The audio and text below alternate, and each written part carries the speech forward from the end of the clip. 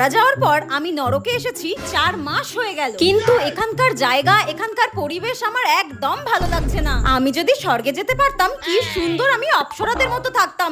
এখন আমাকে রাক্ষসের মতো থাকতে হচ্ছে এখানে। না পারি শ্যাম্পু করতে, না পারি স্নান করতে, গা দিয়ে কেমন শুয়োর পচা গন্ধ বেরোচ্ছে, গায়ের গন্ধ শুকলে কেমন বমি পেয়ে যাচ্ছে। ইস, মাথায় মনে হয় উকুনও হয়ে গেছে, চুলগুলো কেমন যেন খড়ের মতো হয়ে গেছে।